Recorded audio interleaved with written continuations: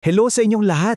Ngayon, pag-usapan natin ang isang napakagandang kwento ng adventure tungkol sa isang team na may isang napakahalagang misyon. Well, yan mismo ang naging sitwasyon ng bida natin sa kwento ngayon, si Paul. Tara, silipin natin kung anong nangyari sa kanya. Okay, so dito nagsisimula ang lahat. Ang ating bida, si Paul. Gusto niyang bumalik at bisitahin ulit yung mga kaibigan na nakilala niya sa iba't ibang syudad.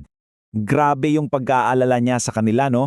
Gusto niya talagang masigurado na okay lang sila, na matatag pa rin yung pananampalataya nila. Ang plano sana, kasama niya yung good friend at partner niya na si Barnabas. Pero teka, dito nagkaroon ng problema. Kita nyo, dito nagkaiba yung pananaw nila. Si Barnabas gusto niyang bigyan ng second chance si Mark. Pero si Paul parang naramdaman niya na, baka hindi pa ito yung tamang oras para kay Mark.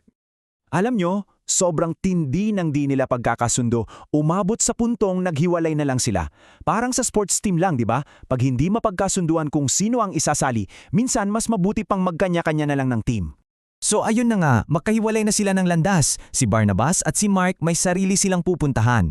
Si Paul, kailangan niya ngayon ng bagong partner para sa napakahalaga niyang misyon. At yun na, ang pinili niya, si Silas. Isang talagang mapagkakatiwalaan at veterano na sa gawain. At ganun lang kabilis, nabuo na ang unang bahagi ng bagong team ni Paul. At nagsimula na sila sa kanilang paglalakbay. Okay, lipat tayo ng location, sa Listra naman. Dito lalong nagiging exciting kasi dito makikilala ni Paul ang next member ng team niya, isang binata na ang pangalan ay Timothy. So itong si Timothy, hindi siya basta-basta. Lumaki siyang alam ang mga kasulatan at talagang subok na yung pananampalataya niya. Ang galing, no? At alam nyo ba, nakita na pala niya dati si Paul at na-inspire siya sa katapangan nito. Siya yung perfect fit yung hinahanap talaga ni Paul.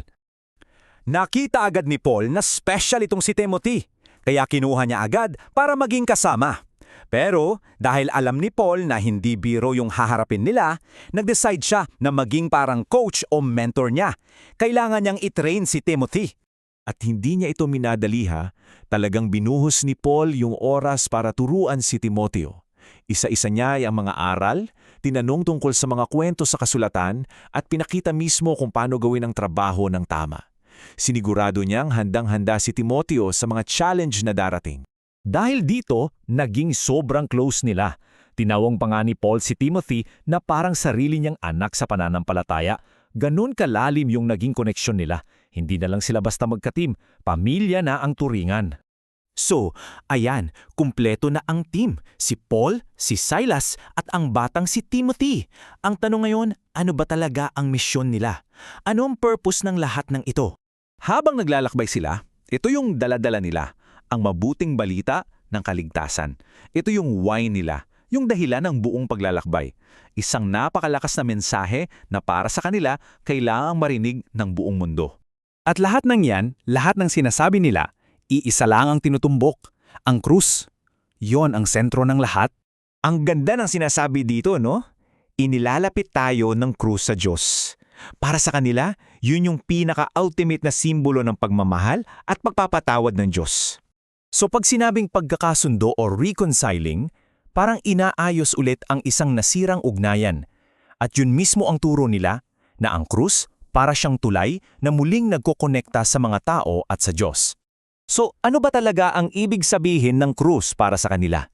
Well, ito yung patunay ng pag-ibig ng Diyos para sa lahat. Ito yung pangako ng kaligtasan. At dito raw napapatawad ang mga kasalanan. Ito ang pinakapuso ng kanilang mensahe. Ang dahilan kung bakit sila naglakbay, para ibahagi ang pag-ibig at pag-asang ito. Mula sa kwento ng team ni Paul hanggang sa mga buhay natin ngayon, yung ideya ng pagbabahagi ng isang mensaheng mahalaga sa'yo, napakalakas pa rin yan, di ba? Kaya ikaw, anong mensahe ang para sa'yo ay mahalagang ibahagi? Maraming salamat sa pagsama sa amin.